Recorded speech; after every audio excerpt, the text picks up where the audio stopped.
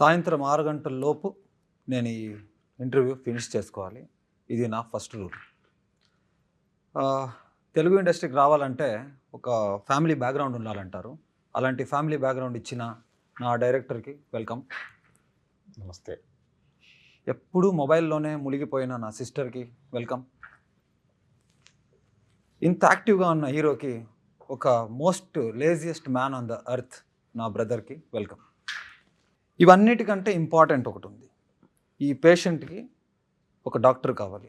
అది డాక్టర్ రాజేంద్ర ప్రసాదే కావాలి. Welcome sir. Doctor Rajendra Prasad గారు, మీకు నా ఫాదర్గా నటించడం ఎంత సంతోషం ఇచ్చింది? నీ ఫాదర్గా యాక్ట్ చేయటం కన్నా ఈ సినిమాలో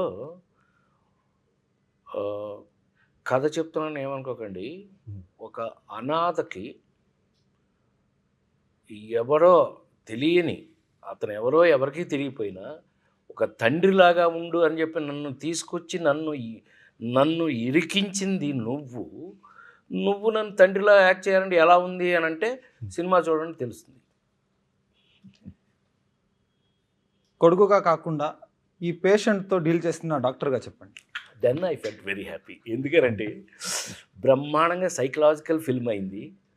అసలు నాకు కథే నచ్చటం వల్ల, మెయిన్గా ముందు ఈ కథ నచ్చటం వల్ల, ఎందుకనంటే మనం కుటుంబ కథా చిత్రాలు అనేకం తెలుగు సినిమాల్లో మనం చిన్నప్పటి నుంచి చూసుంటాం, తెలిసి ఉంటాయి, అనేక కథలు కూడా తెలిసి ఉంటాయి. కానీ ఒక అనాథ ఇవాళ ప్రపంచంలో అందరూ ఉండి ఇంట్లో ఒంటరిగా ఉండాలనుకునే ఈ రోజుల్లో ఒంటరిగా ఉండి అనాథగా ఉన్న ఒక కుర్రాడు సహకుటుంబం అంటే మొత్తం కుటుంబం కావాలని కోరుకునే ఈ కథ నాకు విపరీతంగా నచ్చి, అందులో ఒక తండ్రి అని మనం అంటున్నాం కానీ ఈడు యాక్చువల్గా లారీ డ్రైవర్ అండి.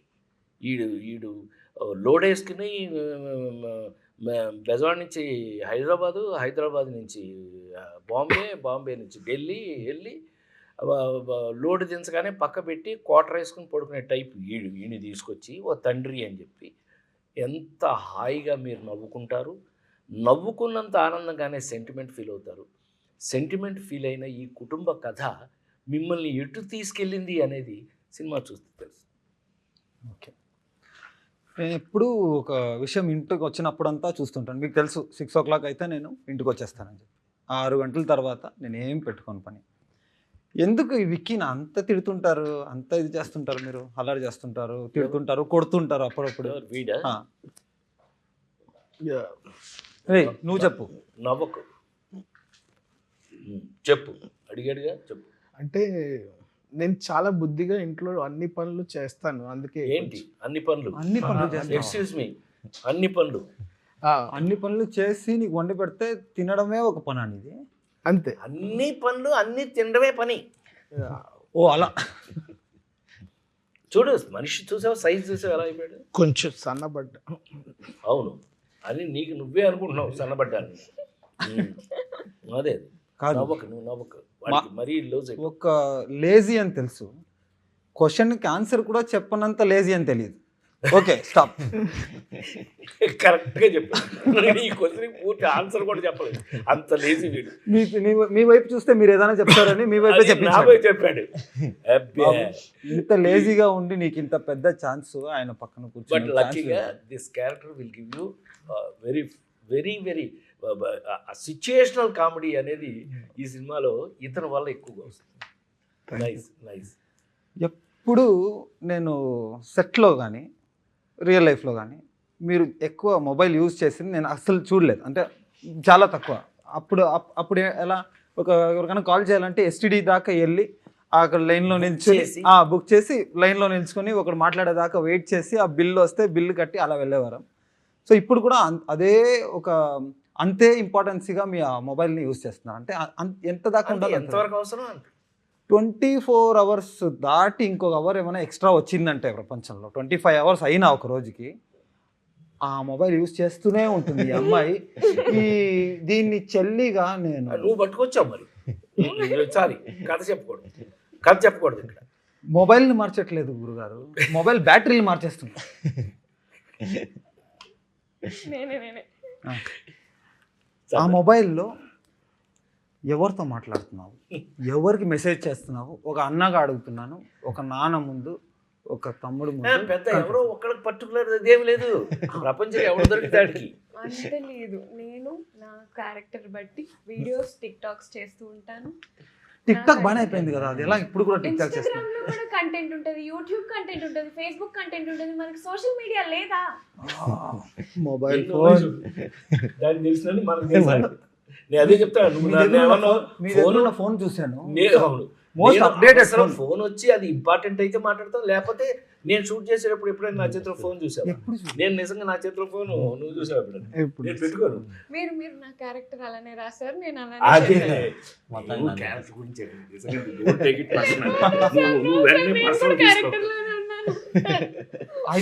అయితే కూడా భలే గురుగారు, పండింది అయితే కదా. కూడా ఈ అమ్మాయి ఇంత మోడర్న్గా ఉన్నా కానీ ఇంటి నుంచి ఎప్పుడు బయటికి వెళ్ళడం, సారీ, ఇంటి నుంచి ఎప్పుడు బయటికి వెళ్ళదు కదా, అది ఒక మంచి విషయం కదా గురుగారు.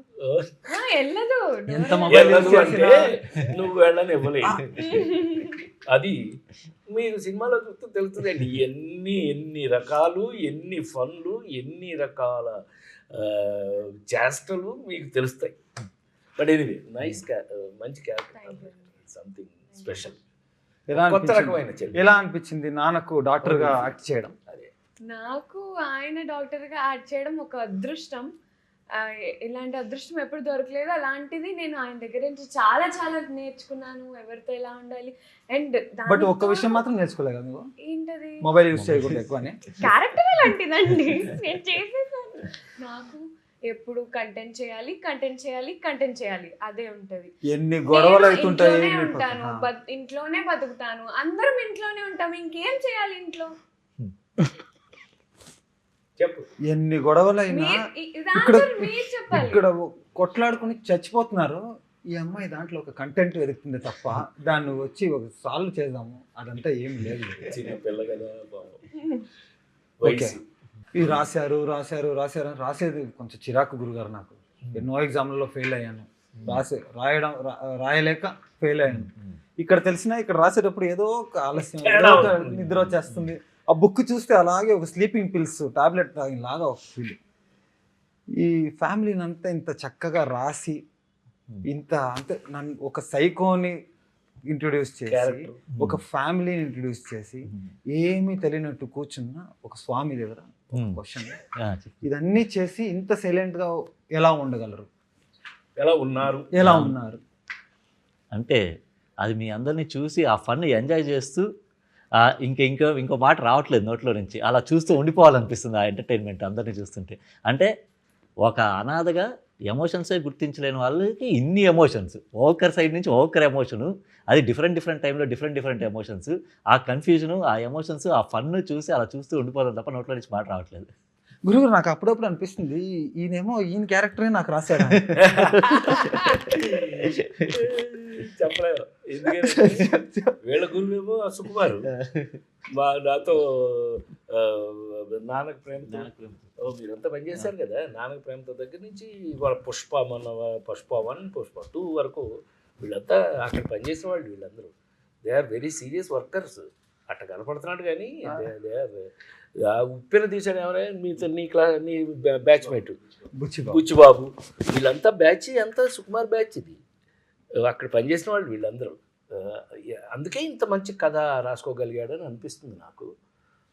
ఇప్పుడు ర్యాపిడ్ ఫైర్ రౌండ్, మీరు ఫైర్ చేయండి, నేను ఆన్సర్ చేస్తాను. ఇదేంటి క్వశ్చన్స్ మనం అడగాల? ర్యాపిడ్ ఫైర్ అదే కదా డిఫరెంట్. ఒక సైకో అదేమంటే పైగా క్వశ్చన్ అడగమంటాడు, డాక్టర్ గారు ఫైర్ అంటున్నాడు. డాక్టర్ గారు, ఫైరే. నేను ఒక సైకలాజికల్ క్యారెక్టర్ చేసినాడు, ఒక పిచ్చాడు, రివర్స్ గేమ్ ఆడుతున్నాడు. ఇక్కడ అదో అందరూ ఇక్కడ నుంచి క్వశ్చన్ విసిరితే నేను అక్కడి నుంచి ఎక్స్పెక్ట్ చేస్తున్నాను. అబ్బా, ఫస్ట్ But ఏమైనా ఈ పేషెంట్ కి ఆ డాక్టర్ నుంచి ఒక ఏదో క్వశ్చన్. నిన్ను అక్కడ కూర్చోబెట్టారు కానీ నాయన నువ్వు కూడా ఆన్సర్ చేయవలసిన వాడివే.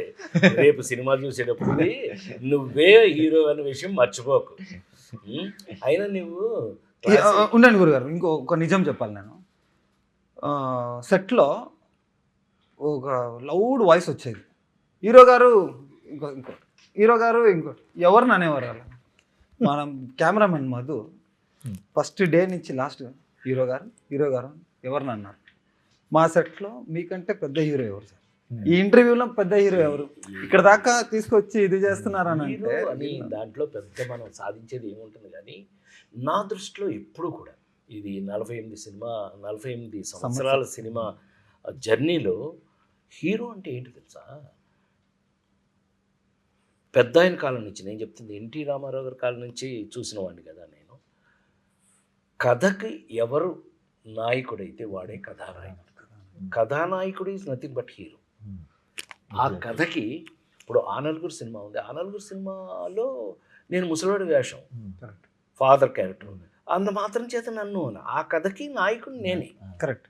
సో నేనే కథానాయకుడు నా సినిమా. అట్లా కథకి ఎవరు నాయకుడు? ఇప్పుడు ఈ సినిమాలో నువ్వు అనాథ, నువ్వు సహకుటుంబం కావాలని కోరుకున్నావు, నువ్వు కథానాయకుడివి, నువ్వు హీరో. అట్లా అనుకోవాల్సిందే తప్పితే అంతకన్నా ఎక్స్ట్రాడినరీగా తీసుకోవడం నాకు పెద్ద ఇష్టం ఉండదండి. ఆడియన్స్కి ఒక చిన్న విషయం చెప్పాలనుకుంటున్నాను. ఇది ఒక చిన్న ఎగ్జాంపులే. ఒక చిన్న క్వశ్చన్కి వాడు ఇచ్చిన ఆన్సర్. నాకు వచ్చిన కాంప్లిమెంట్స్ ట్రైలర్ చూసిన తర్వాత కొత్త ఈ హీరో ఎలా అవ్వాలి, హీరో ఎలా ఉండాలి, హీరో ఏం చేయాలి, హీరోకున్న బాధ్యతలు ఏంటి, అదన్నీ నేర్పిన డాక్టర్ రాజేంద్ర ప్రసాద్ గారు. నేను నా లైఫ్ మొత్తం మీకు రుణపడి ఉంటాను సార్. ఈ సినిమా ఎప్పుడు నేను మర్చిపోలేను. క్యారెక్టర్ నాకు తెలుసు. ఉదయ్ నాకు కథ చెప్పిన దగ్గర నుంచి ఆ క్యారెక్టర్ నాకు తెలుసు. ఆ క్యారెక్టర్ మీద రన్ అవుతుంది ఎలా అని నాకు తెలుసు. తమ్ముడు కాదు, చెల్లెలు కాదు, తండ్రి కాదు, తల్లి కాదు. కానీ ఒక అనాథగా ఉండి ఎలా తీసుకోవాలి దాన్ని అనే దాంట్లో నీతో పాటు నేను కూడా సహాయం చేశానేమో నాకు చేతనైనంతలో. అది ఉపయోగపడిందో లేదో నాకు తెలియదు. అది రేపు దేవుళ్ళు, అది దేవుళ్ళు, ప్రేక్షక దేవుళ్ళు, వాళ్ళు రేపు చెప్పాలి ఎలా ఉంది, ఎంతవరకు కరెక్ట్ అని. అయితే కనుక దెన్ వీఆర్ సక్సెస్ఫుల్. ఏ ఒక్క సినిమా నువ్వు రామ్ ఒకటి గుర్తుపెట్టుకో, ఏ ఒక్క సినిమా ఒక్కడి వల్ల ఏ ఒక్కడో చేస్తే అది ఇంపాసిబుల్, అయ్యే పని కాదు. ఆశ్చర్యపోతాం మనం, మహా ఆశ్చర్యపోతాం. ఎందుకనంటే నేను పెద్ద ఆయన దగ్గర నేర్చుకున్నటువంటి, రామారావు దగ్గర నేర్చుకున్నటువంటి లెసన్స్లో ఇది ఒక లెసన్. అయితే కనుక ఎవరి బాధ్యతను వాళ్ళు నెరవేర్తించితే తప్ప ఒక సినిమా సహకుటుంబంగా రాదు. మనకు అదృష్టం కథ దగ్గర నుంచి కూడా అన్ని రకాలుగాను అందరూ పార్టిసిపేట్ చేయబట్టి ఇవాళ ఈ షేప్లో ఉన్నాం మనం అనేది నా నమ్మకం. And I love to work like this till I die. Actually మన సినిమాలో ఒక సీన్ ఉంటుంది ఇలాగే, ఒక ఇంట్రడక్షన్. అది మీరు సినిమా చూస్తే తెలుస్తుంది. But very important, HNG cinemas Madev Goud గారు ఇంతంతా చేసి పెట్టిన దానికి మా అందరి తరపున, మా ఫ్యామిలీ తరపున, మా సహకుటుంబం తరపున, మీ సహకుటుంబం, థ్యాంక్ యూ సో మచ్. మిమ్మల్ని గుర్తు చేసుకోవాలనుకున్నాను ఈ సందర్భంలో. నువ్వు అనాథవు కదా, నీకు ఇంత మంచి ఫ్యామిలీ కావాలి, మంచిగా చెడు నాకు తెలియదు కానీ ఇంత మంచి ఫ్యామిలీ కావాలని నువ్వు ఎందుకు కోరుకున్నావు? కథ రాసిన వాడిని అడగండి సార్, నన్ను అడుగుతావా? చిన్నప్పటి నుంచి నాకు ఒకటి ఉండేది, ఒక ఫ్యామిలీ బ్యాక్గ్రౌండ్ ఉంటే బాగుండేది కదా, మన సినిమా ఫ్యామిలీ బ్యాక్గ్రౌండ్ ఉంటే బాగుండేది కదా అని. అది ఇలా వచ్చింది. బట్ ఈ సినిమాలో సినిమా చూసిన తర్వాత తెలుస్తుంది ఆడియన్స్కి ఈ మాట ఎందుకు చెప్తాను. Happy, nice to work. ఒక పబ్లో మనది ఒక సీన్ ఉంటుంది. అవును. అప్పుడు మీకు చెప్పలేదు, ఆ పోస్ట్ ఇట్ ప్యాడ్స్ వస్తాయి కదా, రాసేసి అతికిస్తారు. నేను టేబుల్ ఇటుపక్క ఉన్నాను కదా, ఇటుపక్క ఫుల్ అది అతికించుకున్నాను. మిమ్మల్ని ఇలా చూడడం, అలా చూడడం అని చెప్పడం, అలా చూడడం అని చెప్పడం. ఫస్ట్ టైం కదా, నీకు కొంచెం ఎక్సైటింగ్లో ఉండుంటుందేమో కానీ మనం ఈ కథకి, మనం వర్క్ స్టైల్కి ఏముదై ఈ సినిమా వర్క్ స్టైల్కి మనకి ఎవరికి కూడా బేసిక్గా టెన్షన్ లేదు కాబట్టి, బేసిక్గా మనం క్యారెక్టర్స్లో ఉన్నాం కాబట్టి ఎవరి క్యారెక్టర్ని వాళ్ళు దే స్టార్టెడ్ ఫీలింగ్ ఇట్. ఈ పిల్ల అయితే క్యారెక్టర్ బయట నేను ఎప్పుడు